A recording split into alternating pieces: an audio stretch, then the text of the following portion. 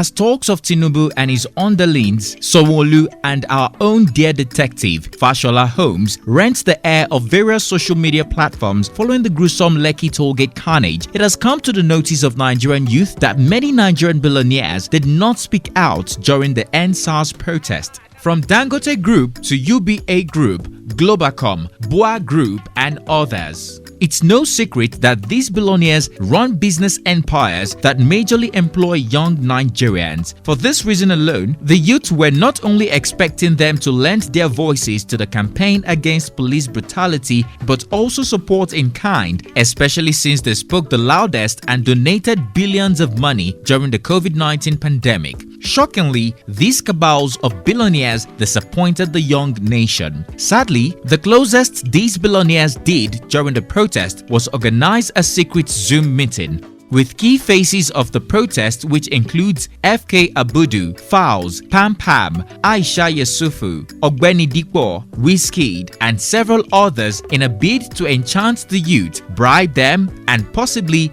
end the protest. For the first time in the history of Nigeria, it did not work. Ever since the massacre, a few of these billionaires have come out to commiserate with victims, while the majority have continued in their deafening silence like nothing happened. Protesting and war in a country means bad business for business owners. Could it be because these Nigerian billionaires were losing money, or because their families were not affected by police brutality, the reason why they don't care? These questions have remained on the lips of many, but more importantly, people want to know the billionaires that refused to speak out during the Endsars protest. On this note, we will be talking about 11 Nigerian billionaires who refused to speak out against SARS brutality despite growing rich from hard work of Nigerian youths. Hello guys, it's T-Code here for African Glitz.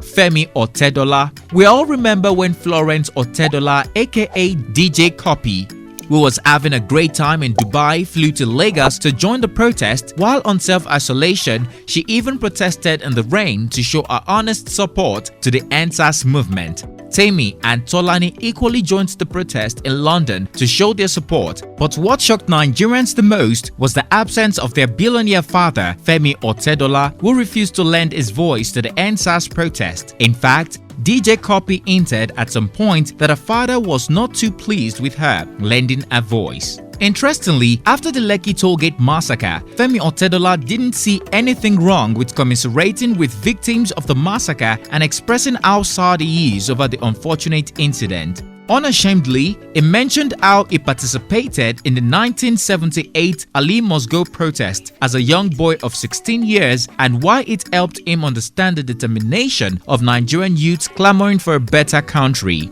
Like you must have guessed, Femi Otedola post moved nobody as Nigerian youths took to bashing him while calling him a latecomer and asking why he didn't speak out since.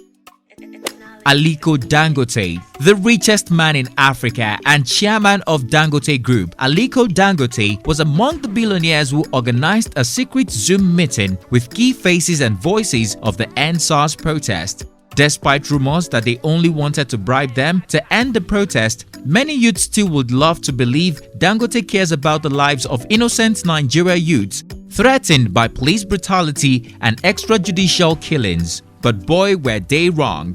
Dangote has remained silent on both the protest and the Lekki tollgate massacre and haven't said a word as of the time we published this video. Could there be a good reason why?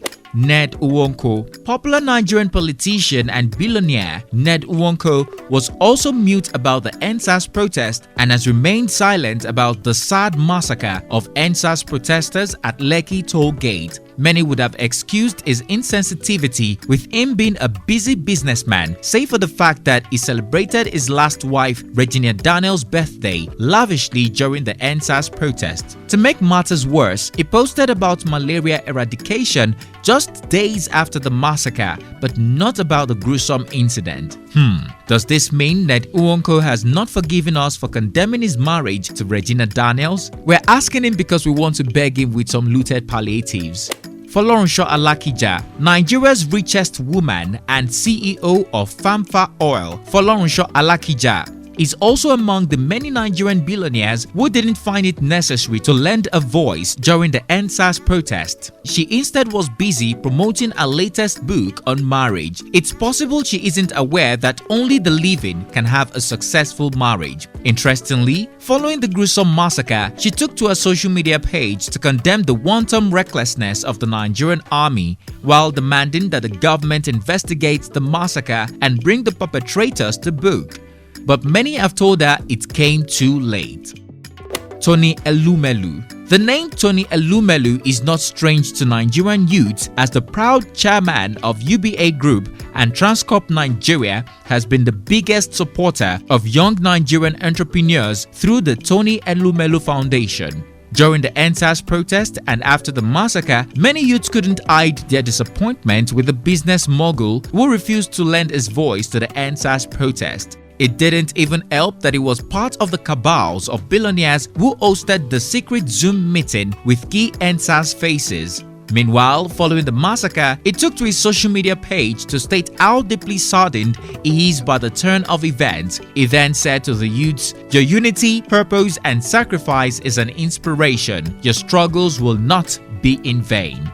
Mike Adenuga. Perhaps many Nigerian youths called on Anonymous to hack Globacom network and send them free airtime or browsing data. Mike Adenuga, the second richest man in Africa who doubles as Globacom and Corn Oil chairman, refused to speak out against police brutality during the Endsars protest. Also, he has remained mute about the Lekki Tollgate massacre.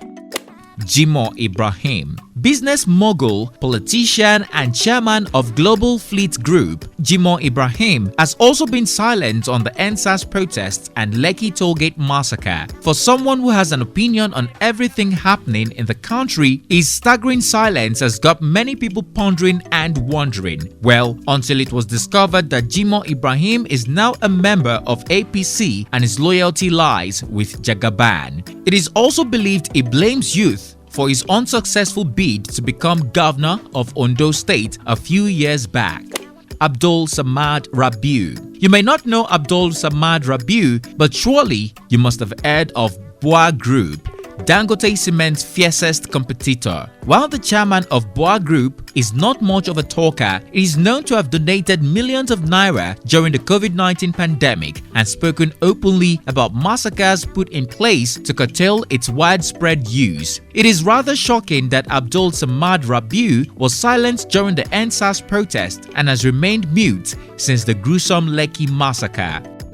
Bola Shagaya. Fashion mogul and Pract Oil director Bola Shagaya has also chosen to remain mute about the Lekki Tollgate massacre despite not speaking out against SARS brutality during the Endsars protest. Following condemnation by Nigerian youth from all angles, she rather changed her Instagram page to private mode.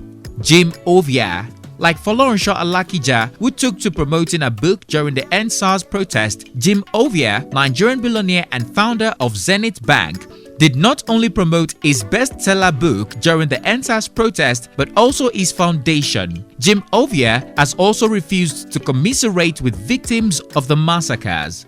Seen as his bank, Zenith Bank, caters to the creme de la creme of the society, it's been difficult for youths to consider him cancelled.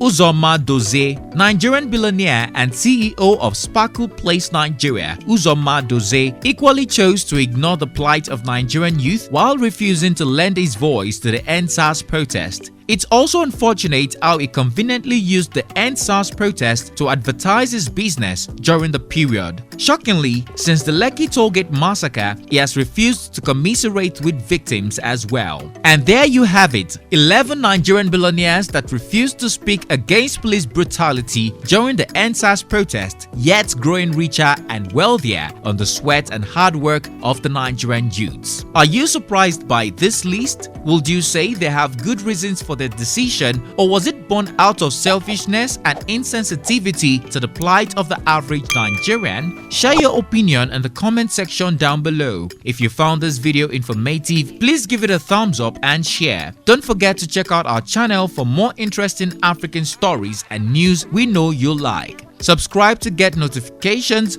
whenever we drop a new juicy video to keep you updated. Thanks for watching and see you on our next one. It's not like Griffin.